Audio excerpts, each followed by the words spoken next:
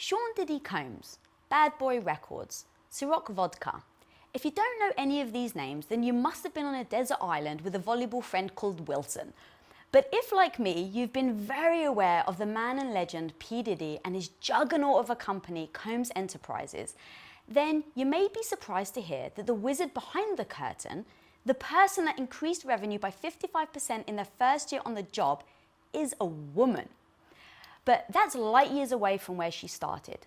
While working at a coffee beanery designing smiley faces on lattes, today's woman of impact knew that nothing and no one was going to hold her down. So with a master's degree that focused on contract management, she quickly found herself in her early 20s negotiating $120 million contracts for the Department of Defense. Buying helicopters and fighter jets was just a regular Wednesday for her, but being constantly mistaken in meetings as the person serving coffee didn't faze her. Taking a leaf out of the Steve Martin book, she knew that if she was so good, she couldn't be ignored. And ignored, she wasn't. Within 4.5 minutes of interviewing for a position with Puff, he saw what she already knew, that her gender didn't matter. And within a year, she went from his executive assistant to his chief of staff. But being a woman who prides herself on growth, she didn't settle. And right before Ciroc Vodka was to come to market, she saw an opportunity. You see, Combs Enterprises didn't have an in-house marketing team, so she volunteered to replace herself and build out the marketing agency from scratch. Well, Puff, even though he'd miss her, agreed. And since 2007, Ciroc Ultra Premium Vodka has experienced over 1,000% growth, going from obscurity to one of the most recognizable vodka brands on the planet, proving that more money does not have to equate to more problems. Now, Pepper Potts can't even catch up with her. As the first ever president of Combs Enterprises, today's Woman of Impact is a perfect example that your gender and race doesn't define you. And she is hell-bent to spread that word. Actively involved with a network for teaching entrepreneurship, she provides entrepreneurial training to high school students, as well as sits on the board of the Boys and Girls Club of Harlem. So please, help me in welcoming the woman who's honored by the Network Journal in their 40 Under 40 class of 2000. The woman who Essence magazine named as a leader of the new school. The woman who shows on a daily that it's not all about the Benjamins, but it's also about working hard, believing in who you are, and by following your heart, you truly can become a woman of impact. The queen of the empire, the empress herself, Dear Sims. I'm Lisa Bilyeu, and I went from housewife to co-founding the billion-dollar company Quest Nutrition and now president of Impact Theory. Our mission with this show is to empower you and all women to recognize you really can become the hero of your own life. Welcome to Women of Impact. Wow, I need that for my new alarm clock every morning. It's gonna be waking up to that every day. Your intro was so easy to write. I had to miss and cut out so much of your life story because you've just achieved such incredible things. Thank you. But that hasn't been given to you. And that's really where I want to start. So you're in the Department of Defense. Yes. You're dealing with a $120 million contract. Yes. That's crazy in itself. A little bit scary. At the age of like 21. 21, yes. And people still mistake you for the coffee person. Yeah, all the time. So how do you handle that in those moments so that you don't take a dent to your ego or feel like it's a personal effect and then it affect your outcome? So, you know, the thing that's interesting is I'm dealing with people who really just didn't know a lot of young Black women. Mm-hmm. All they knew was whatever they saw on television. So I can fairly and objectively say, like, especially at that point in the, whenever it was, in the late 90s, if that's all you knew was something you passed by flipping through the channel, you don't have any real life experience. Mm-hmm. So I felt like it was somewhat incumbent upon me to ensure they understood in real life, right, the level of excellence that not myself, but that other women bring to the table. Mm-hmm. So I think that the key in not taking it personal was understanding that this is about people who just don't have enough information. Of course, they may have certain like inclinations, but I'm happy to be the one to chip away at that every step, every bit of excellence, every negotiation at a time. How do you then how do you respond to that? Because for me, I would think that it would sting me a little every time it happened. And I would worry that that sting would present itself in my tone of voice, the way that I act. How do you handle those situations? It may seem counterintuitive, but I'm incredibly grateful, right? So I start everything every morning off from a place of gratitude. So I think that helps to to minimize you taking things so personally, right? So I'm very much like, oh, I'm awake. Oh, both of my legs work. Anything else is like added value, super gravy, right? So if somebody doesn't understand my role in the room, I will clearly, concisely, and elegantly correct them. But I'm not necessarily personally offended, right? Whatever issues they have, that's a disservice to them. They don't understand the value that I bring. That's money that they're losing, right? So that is the way that I would look at it, even at that point. And frankly, even as a young person, as I started to learn more and more, the thing that I have learned is you can't deny like excellence. Like I often say, like excellence is a transferable skill. You may not understand the widgets or the specific paradigm, but if you are just badass and get shit done, you can do that almost anywhere, in an oil refinery, a Department of Defense, at a television show. If you bring that dedication and discipline to excellence, I want you on my team every time. So I didn't know everything about the defense industry at 21 years old. So I had to spend my weekends studying the very extensive federal acquisition regulations. It's as sexy as it sounds. Yeah. You know? It does sound actually very sexy. I have no idea what that means. So the key, and you could literally, to this day, this is not something that's gone away in the last 20 years. To this day, I can see the moment I'm gonna come in a room to typically 2 and 3 minutes in, you see this recognition, this change shift in your eyes of like, oh, wow, I'm starting to understand the value that she brings. I did not expect that. Just last month, after I was meeting with someone, the gentleman literally said to me, how did you get like this? And I'm pretty sure he wouldn't have asked a man that, right? You know what I mean? If I had to guess. Yeah. He literally said, like, how did you get like this? Like, it was so jarring to him.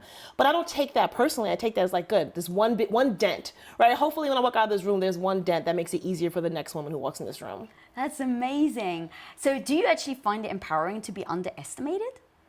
I find it a little bit, you can turn it on its head. Like, you can use it as a weapon. Don't get me wrong. I don't want it to stick around for the long term. And I want my 6-year-old daughter to encounter it. And I hope things get better. But while we're dealing with it, and it's inevitable as a woman that you are dealing with it, when you come in a room, right, and I'm still very often, just like when I was 21 years old, and I'm 43 today, very often the only woman, I'm still the youngest, oddly, and the only reason that I'm not the only minority is because Puff will be in the room as well sometimes.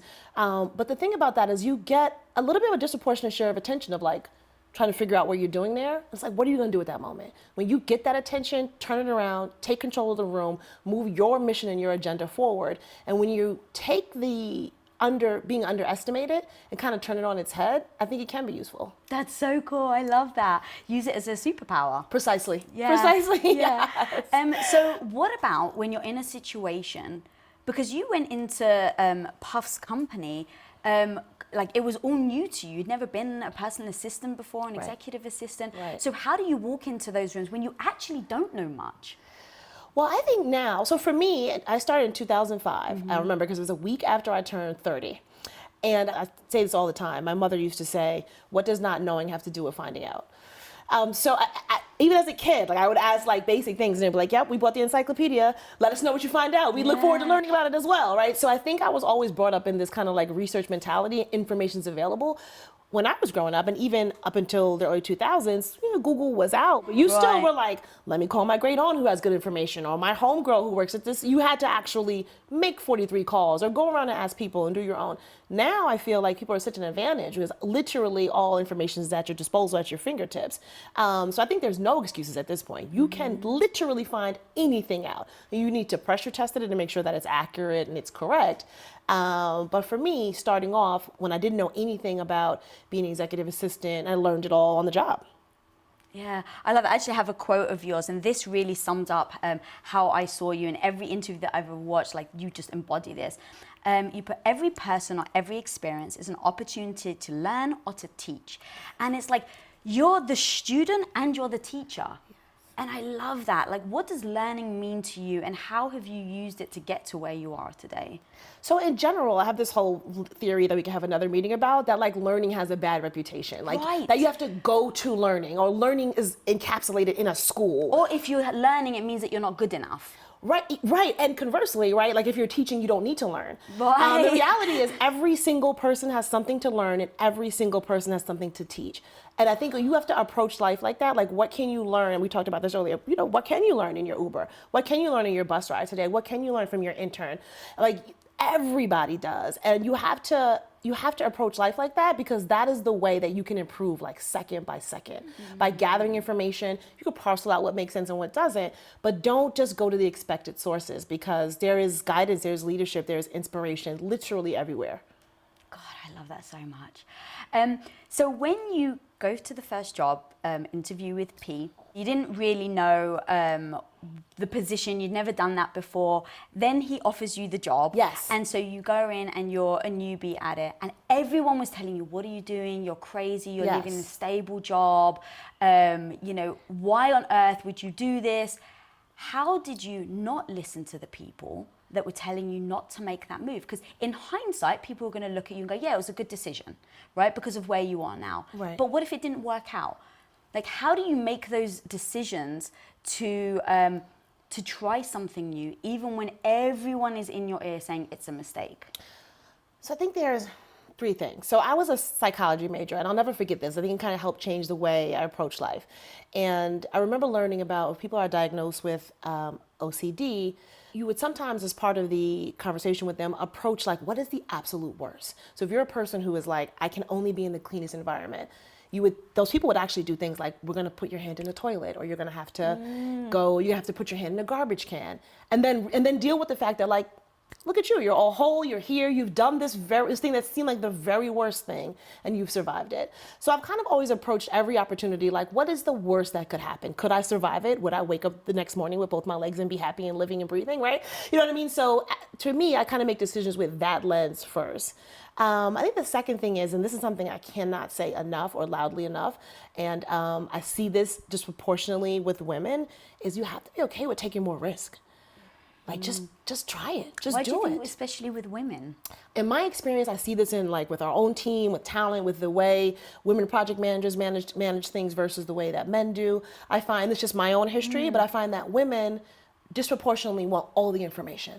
I say, look, this is the outcome. I trust you to move forward. And like, no, I need all the details. Hold on, I'm going to come back to you in 3 weeks. I want it to be perfect. I want to know the roadmaps. I want to know every bit of details about it before I move forward. And I find, for good or for bad, like there's something great about that, right? You want to do things the right way. It's grounded on the right thing. I've not found that equivalently in my male teammates, which are more likely to say, like, I'm going to figure it out along the way.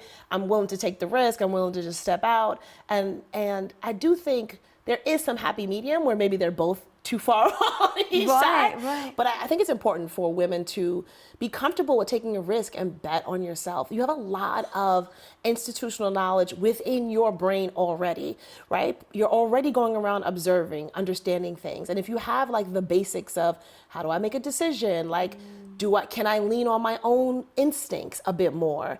I think you can feel more comfortable with taking risk and moving forward. So the third reason was, it was kind of what we talked about earlier, was when I thought about my previous roles and role that I was currently in, I was like, I don't feel like I'm learning. I'm a super geek, and I love to be at places where I can learn. And I was like, this man is somebody I could learn from. So again, like if I go there, like no matter what happens, I know if I spend 5 days there, I will have learned more than I knew 5 days ago. That's so cool. I love that. So you get the position, and in fact you were auditioning for a chief of staff role, and I love this so much, and I want everyone to really hear what you say.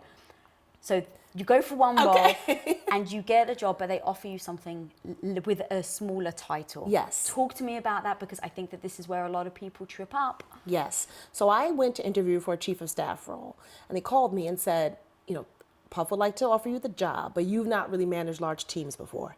So he would like you to start as his executive assistant. And I said, basically, you can call me the janitor, right? I don't care what you call me per se. I do want reasonable compensation because I'm going to bring a lot to the table. And I feel like people do get caught up on titles, and it really doesn't matter at the end of the day. And don't get me wrong, I know you need to build your CV, but if you have an opportunity, like, do not let a title get in the way. Absolutely not. And when I went there, I also didn't let the title get in my way of what I was taking on, right? So like, don't feel like I'm an executive assistant, so I'm only gonna do my assistant things based on the list of things that I have right here. The thing that was super cool about working for Sean Combs compared to working at Department of Defense was the flexibility to be so entrepreneurial with an organization. If you had a phenomenal idea, if you love wooden buttons and you could find a way to monetize it and you could pitch them, you could be like, I'm gonna be the queen of the button business, and I'm gonna make us $100 million through my button business in Milan, right? So I'm like, look, this is a place where, versus working working at the Department of Defense, which was extraordinarily structured, which would take an act of Congress to move from black to blue pens, right? This is a place where I don't have to just stay within the confines of my role. I need to kill my role. I need to master the schedule and travel and the things that are invaluable as an executive assistant. But on top of that, what other projects can I get behind? Over launching a fragrance and you don't like the marketing plan, I'm staying up all night and do a new one, right? Because that's how you can show off what your abilities really are, what you could do next. Wow. Yeah, because then you went and started their marketing department. And so is that the attitude you took towards that? You saw a hole in the company business model and you're like, hey, let me tackle this. 1,000%. So the good news about when I was promoted to chief of staff is I got to have purview over everything that Sean was involved with, right? So particularly for young people, as you're trying to think through, what do I want to do? Because it's hard. There's so many options and you're not sure what to do. Because he's been involved in so many different lifestyle brands, working so closely with him got me a little bit of piece of like, okay, this is what the fashion industry is like. This is what fragrance is like. And when the opportunity to get in the spirits industry came about, I said, look, we have a very small team. I've been trained in negotiations. I would like to participate in the negotiations with Diageo. He said, sure. Once we got close to finalizing the deal, again, there was a hole, right? Sean's entire, all of his success has been very much rooted on his like unique ability to just market. He's a master marketer. So we no longer have an in-house marketing team like you used to in the 90s.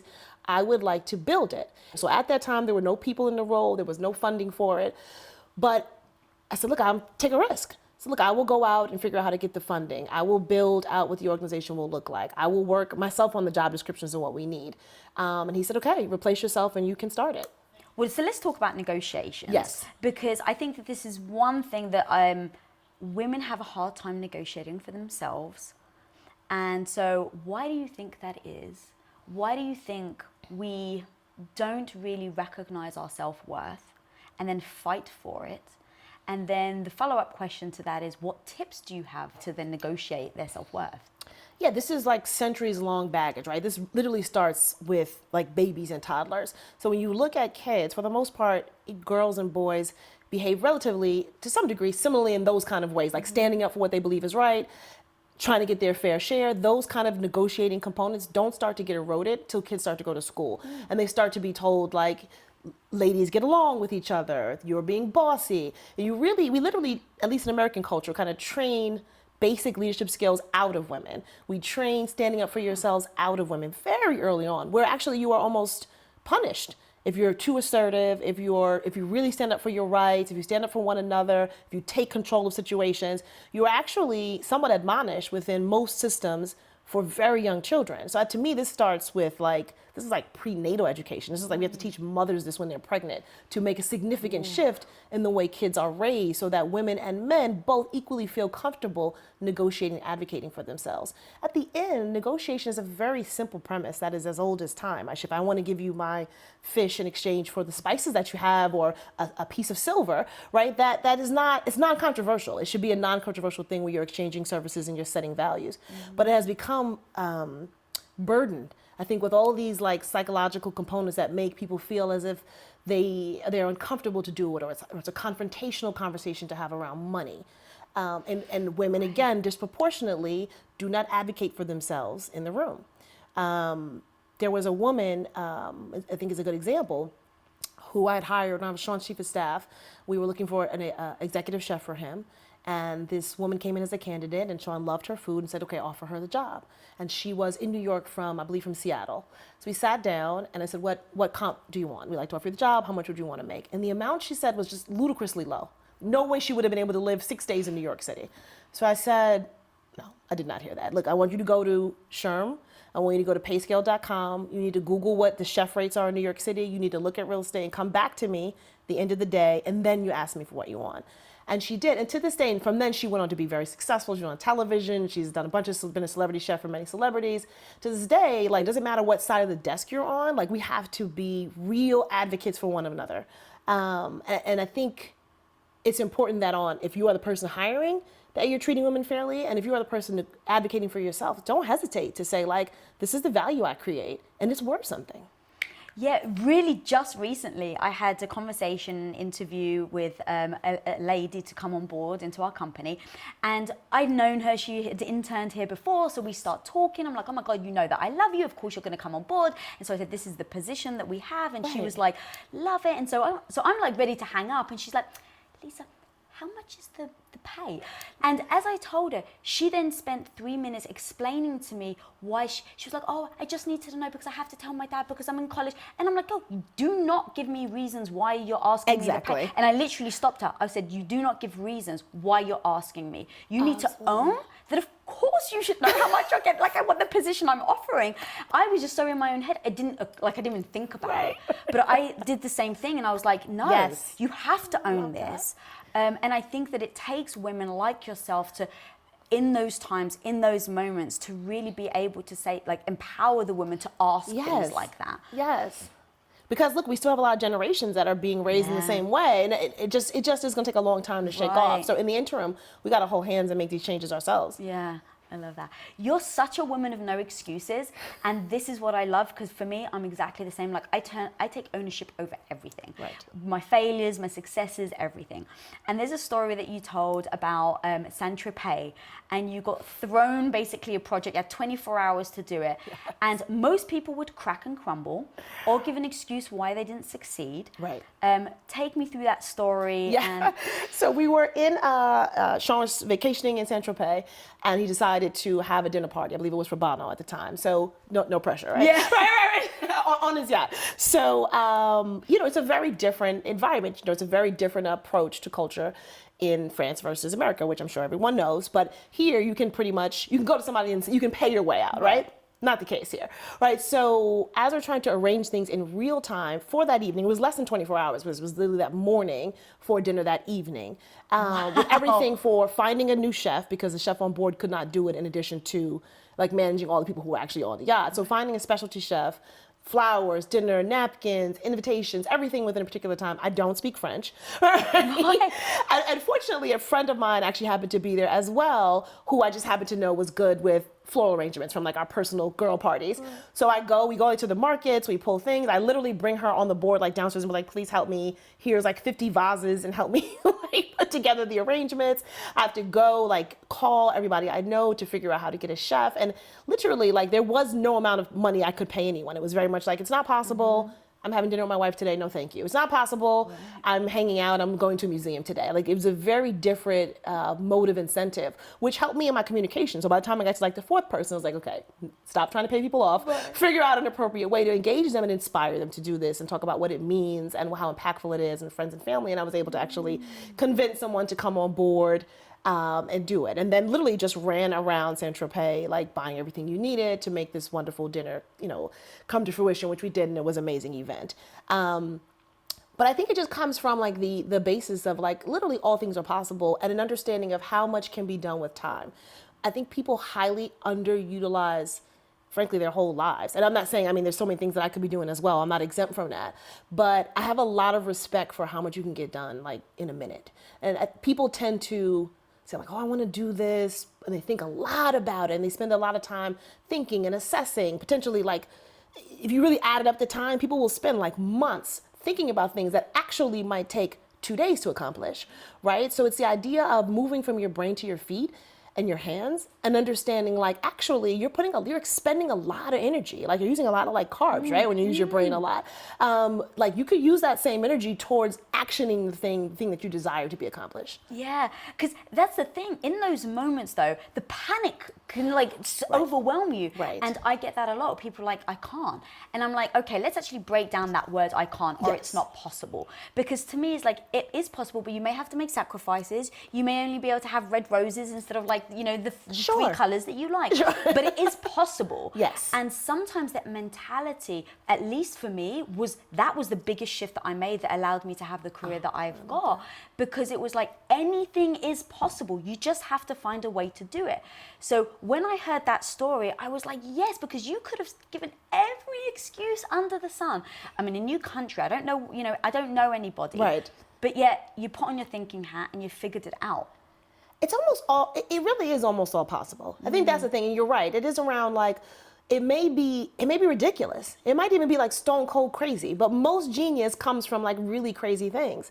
So whether or not it can be done should be off the table. It's a decision of how do you look through the options? What can you make available to you? And it is a choice tree and decision tree and allocation of time and resources to get there, but it is literally almost all possible. So not only am I probably like calling somebody at a terrible time, I'm calling them with like an urgent request. So first, I think people, I don't know, it's like when you look at the flight attendant on a plane. If they look calm, you feel calm, right? So you know what I mean? Like, so like, but if they, so you have to call They're panicking, them. everything's wrong. All bets are off, right? So it's like, I'm thinking like, let me be the flight attendant during this time, right? So you call, so when I call, I'm already calling with a sense of like, this is a bit crazy, but we can do this, right? So it's like, you're transparent about like, I understand that what I'm sharing, but I understand what I'm about to ask you to do is intense and crazy, right? So I think people appreciate the recognition. There's a lot of people come in very bull in the china shop, like I need this done, I'm calling for such and such. It doesn't really work in the long run because I'm gonna be calling you back next week for some other crazy request, right? So let me build a real relationship and be transparent about what I'm asking you to do is bananas. This is how we can do it, right? And I also try to do a little bit of pre-work, right? Like what is it actually gonna require? Who has done this before? Let me come to them with some proposed solution as best as my knowledge base will allow and say like, is it reasonable to do this? I promise you I've seen this a million times. It feels uncomfortable in the moment, but nothing great comes out of just doing things comfortably. The phenomenal thing about working for Sean is he has enormous vision. I mean, he genuinely believes all things are possible. And, you know, I'm a person who I'd like to think dreams big, but if I think I can colonize Mars, he's going to say, no, why are you thinking small? We could do the whole Milky Way. Like, I mean, don't you know there's galaxies we never heard of? Like, we can, and like, for some people, that's not easy to handle, right? But it can also be inspiring because once you actually figure out, like, I guess we could, let me call NASA, let me figure out how to do this, and start to drill down, like, how do you operationalize vision, right? Then I think that is incredibly rewarding. And it's really self-satisfying to be like, damn, I did that thing. Oh, God, I love that. Dropping bombs, girl. All right, so now I really want to talk about work-life balance. Yes. Because I know how you feel about it. Yes. I think I have a quote, actually. So you said, I don't want to be in a circus. I want to be in a batting cage. So explain that to me and how that relates to work-life balance and your thoughts on the whole issue. I know so many people that are doing ridiculous amount of things in concert, and we're always being encouraged to juggle all these balls, right? But I feel like that's what clowns do. I'm not interested in being, that's one thing I'm not interested in doing is being a clown. I try as my very best, at least, to approach it like I'm in a batting cage.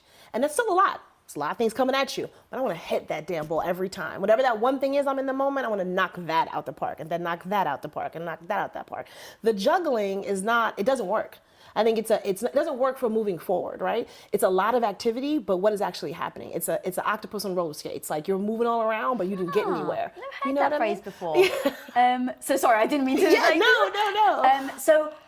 So you have a daughter and a husband, and you're running a freaking empire. Yes. So I'm sure, I know you get asked this a lot, like how do you balance the both? And you say like you just want to knock it out of the park. Yes. What does that actually look like? And then how do you do it? So to be very clear, I don't even believe balance is possible. I think we are like the beta generation. So I would just throw that notion to me. It's like a dirty curse word of like work-life balance. It does not exist, right? At best, if you are all in at work, you know something's suffering in your life. And if you're doing a great thing for Father's Day, you know something's suffering at work. Right. It just is what it is. Just deal with it and move forward. Maybe 4 generations from us, they'll get it. But right now, this has never existed before, right? Women who are running the PTA and baking organic muffins and running $100 million budget and going to do yoga class in the morning and then going to take care of their parents at night. Like this combination of activity has just never happened. So we're all doing the best we can and figuring it out in real time.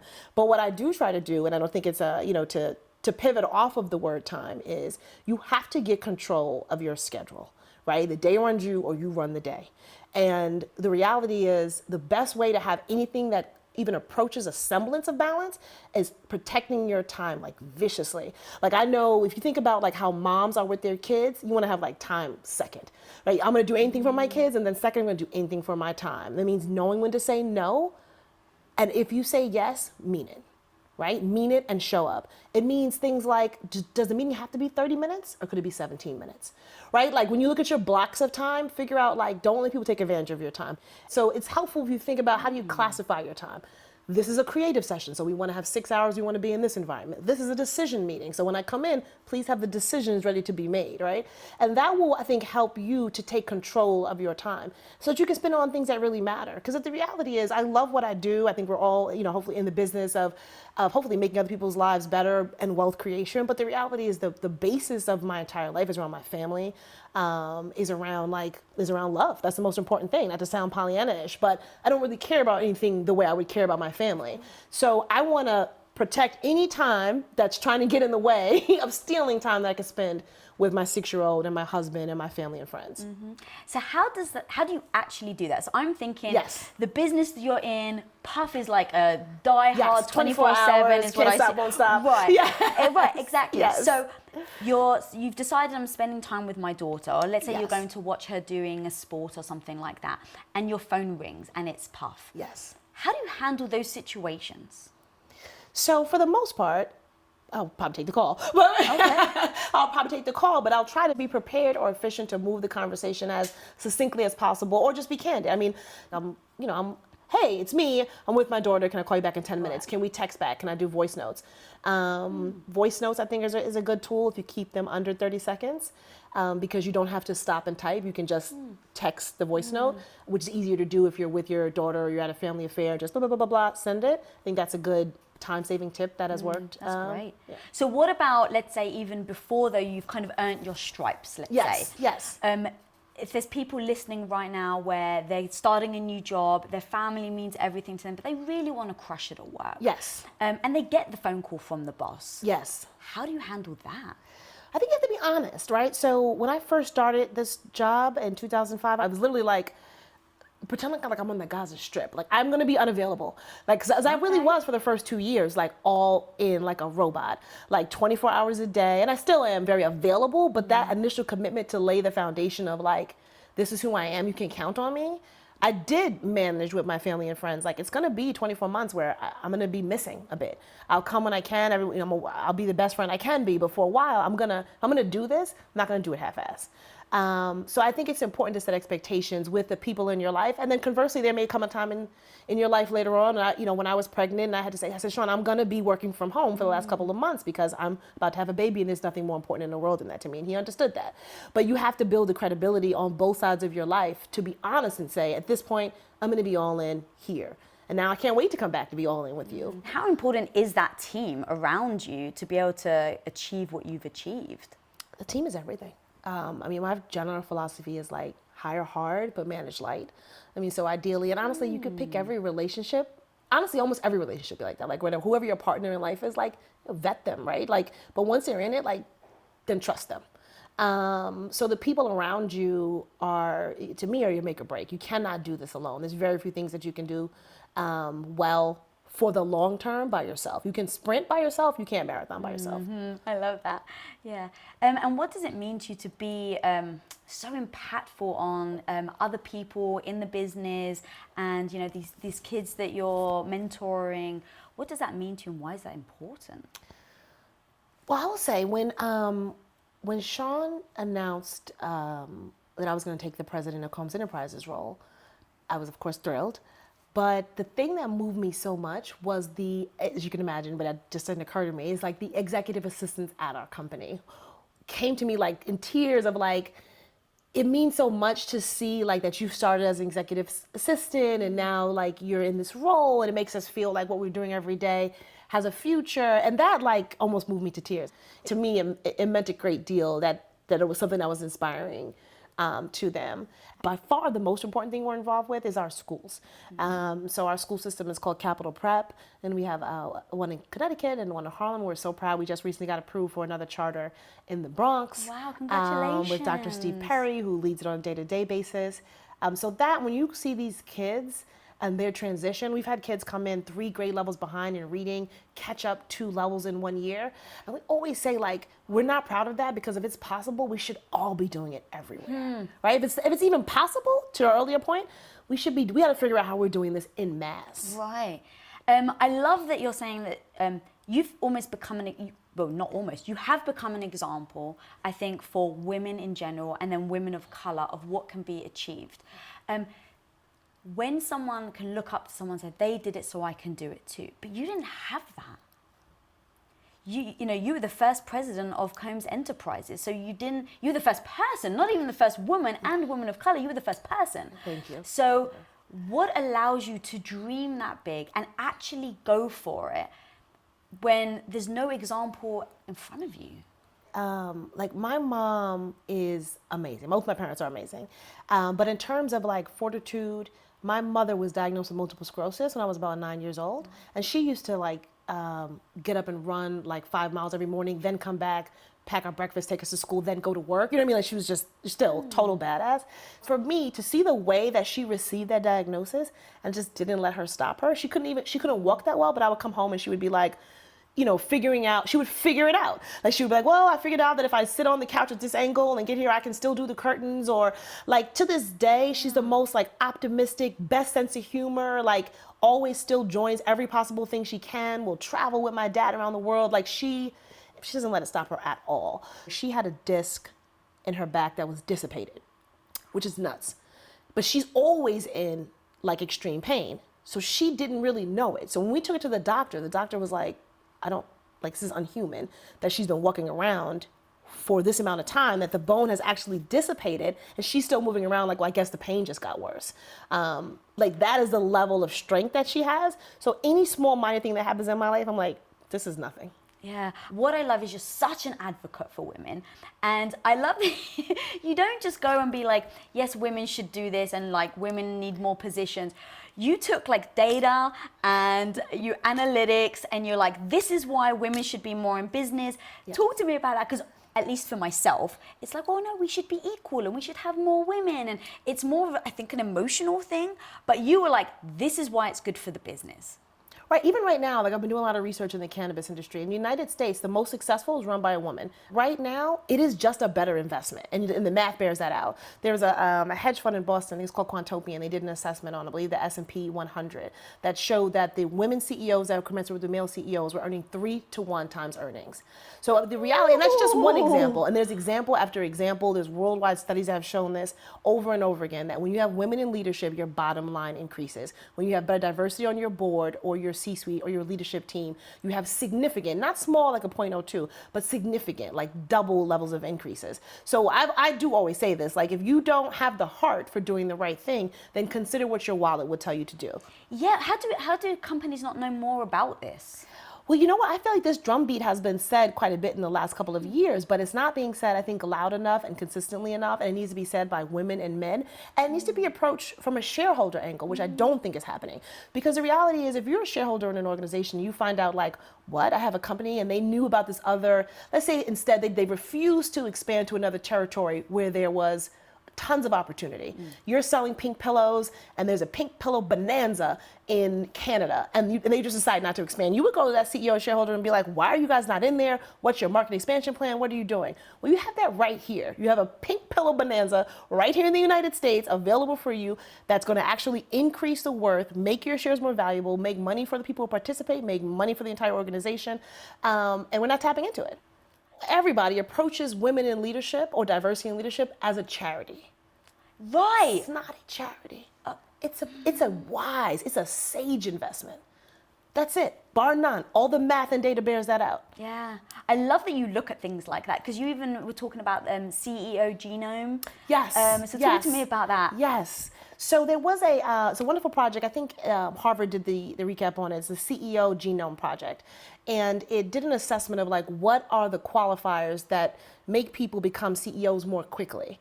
What type of activities take a person from either becoming a CEO in the average amount of time, which I think was like 20 something years, or an accelerated timeline, which I believe was like 11 to 16 years. Okay. And one of the things that stood out to me was they took on some, I don't know if I can curse, some like bullshit that nobody else wanted to do, right? So when you look around, they basically took on something that was a mess and turned it around. And there was only like 4 different things that stood out, and that was a big one. Like you took this underdeveloped product that everybody ignored, said, hey, can I be the charge of that? Can I be the king or queen of such and such project? Take it and turn it around. The reason why that actually works, again, just from a fact standpoint, is success is what you set it at. It's a mess already. So anything, if you get it from a mess to 0, It's a wild success. Do you understand what I'm saying? So it's actually it's a strategic point of view of look around your organization and see where is there a mess that nobody wants to touch. And I say this could be the messy supply closet. It could be the way the guest check-in. It doesn't have to be a billion-dollar venture. But when you start to be known as the problem solver, there's nothing more valuable than that. Yeah, and that's obviously what you did with with the marketing. And so what advice do you have? In fact, what are the, let's say, 3 key things that you've embodied that has gotten you to where you are right now? So I think one would be like kindness. And I'll double make that kindness and civility. I think it's important to say please and thank you. I think it's important to appreciate people, important to build relationships. We're really going the wrong way to me, and this is, again, another conversation, but things are becoming so increasingly divisive. And to use the precious amount of time we have on this earth, which is really small, right? Like being mean and combative is not helpful. I have found for me, it sounds odd, but just even being like genuinely kind, which I genuinely do care, has been helpful to me in my journey. So I would take that more seriously and think about like, are you being kind to each other? Are you supporting the other woman in the meeting? Are you being helpful? How can you turn your thoughts around? Like healthy competition is great, but are you also genuinely happy if the other person succeeds? The world is abundant, like there's enough for all of us. I think the second thing would be, real due diligence, like lean into I'm not a mathematician, but I'm math first. Like I come with the facts. And it's important that if you have a great idea or you're advocating for yourself, the facts are out there, facts matter. You have to stand on the ground of like, hey, I contribute these things. On the free market, they're worth XXX. Those are just facts. There's nothing controversial about that. Like, let us engage in this exchange. Feel free to stand on the foundation of facts. And I think the last thing will be relentless. Feel free to stand on the foundation of facts. Girl, that's strong. And I think the third thing is like, be relentless. I mean, this is a fairy puff daddy. Like, they can't stop. Like, he actually can't stop. Like, the can't stop, won't stop is real. Like, be relentless in the pursuit of what you want to accomplish. And whatever that means for you. If you want to be free and more entrepreneurial, you can do it. Right? Like, do not stop. Do not let these little speed bumps stop you. My friend is a doctor, and she always tells the story that many women, when they're in natural labor, at the very moment when the baby is about to come out, they always are like, I'm not doing this no more. He said she finds disproportionate women are always like, no, I don't care. You get the baby out any way you want to. I'm done. This is ridiculous. Really? So almost always like within a minute or two of the actual baby coming out. So there's some reality of the cliche. Like when it feels really dark, it is almost always the moment before the lightness, right? Like, so when you feel like the most, like this just can't happen, I've tried every single thing I can, it's almost always within striking distance of when like the amazing thing's about to happen and when that success is about to happen. So push through, be relentless. I love that. Well, in those moments then, let's say you're pushing through Yes. and you've been fighting it like for a long time and you're like, no, this is going to work. At what point do you say, yes, keep going? Or, you know what, this actually isn't working and it's actually better to take a different path? Well, I think it's a difference between pivoting your methodology and focusing on your dream, right? So your dream may be like, I want to work for myself. And maybe you're working really hard because you think you want to be a worldwide singer. And that doesn't work. And then you realize like, well, I want to work for myself, but you know what? I'm really great at writing songs. I could be a great music executive. I'm great at finalizing talent. I could be great at singing advertising commercials. I could be the best song coach in the world to the world's top talent, right? So you can still pursue your dream, but you may need to, almost everybody has to adjust their methodology or adjust the pathway of their journey. But what your big dream is, the thing that you wake up for, the thing that your heart beats for, don't give that shit up. Yeah. So what if you want to be a singer? Yes. And you think you're great, and you go in, you sit in front of you and Puff, and you sing, and you guys are like, sorry, you're just not going to cut it. In those moments, yes. Is it better to go, wow, they know what they're talking about, so I shouldn't? Or like, I really want to be the world's best singer, I'm still going to go after it. Even if they're a little oblivious to the lack of talent. Actual talent. Yeah. So this goes back to the points we said. Facts matter, right? So you approach your life like a scientist. Like I tell my daughter this all the time, and she's 6. Like, think like a scientist, right? So a few people don't love what you do, cool. 100 of 100 people don't love what you do, something to think about, right? You know what I mean? Yeah. So I think you need to be able to go out and figure out how to utilize the people around you as sounding boards. I still feel like there are times when like research doesn't matter, opinions are important, but take them into consideration in the full totality of what you can accomplish. I always love, there's a quote from Britney Spears, interestingly, who she says, like, I never had a plan B. And maybe that's not the best example. But look, but she says, I've never had a plan successful. B. She's reached enormous success because she was like, I was only going to do one thing. That was it. And we're like, what would you have done if you were a singer? I was never not going to be a singer. So it's not for everyone. But if you have the ability to be relentless in your focus, sometimes, frankly, to a certain degree, hard work is more important than the talent.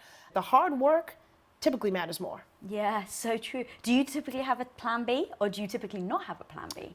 So I am probably a person who does, not following my own advice, and has multiple plans. Okay. But the thing that I do feel like that I'm committed to is I do try to, for me, it's important to, wherever I am, I just try to do the best I can in that moment. That may seem like a very, practical dream, if you will. But it's important to me that if I'm going to be doing something, I'm doing it. I do try to live up to that. Yeah. Girl, thank you so much. You're Oh, freaking thank awesome. you. Oh my God, this has been so amazing. Where can people find you, follow you, all the great stuff you're doing? Yeah, so I'm at DSIMS, so it's DIASIMMS on all social media. So please do, follow me on Instagram. We have a bunch of exciting stuff going on right now. But follow your dreams, follow your quest. I love that. And my last question is, what is your superpower? So my superpower is gratitude. I feel like it doesn't matter what you're doing if you're not happy inside. My greatest victory, honestly, is that 9 out of 10 days I wake up really happy and appreciative, and I feel like I have a whole life, and I'm grateful for any success I have at work, but if I didn't have it, I would wake up very happy and grateful. So for me, I think my superpower is gratitude, because at the end of the day, what matters is how happy you are. You know what I mean? All that, the money, success, homes, none of that really matters if you're unhappy inside. And I think happiness starts with gratitude. Yeah. Guys, go follow her. Go see all the incredible stuff she's doing. This woman is literally a bundle of joy. She just brightens my room when I walked into it earlier. Go follow her. And if you're not following me, follow me at Lisa Bilyeu. And until next time, guys, go be the superhero of your own life. What up guys, Lisa here. Thanks so much for watching this episode. And if you haven't already subscribed, click that little button right in front of you. Click, click, click away. We release episodes every Wednesday, so be sure to get notified. Till next time, go be the hero of your own life.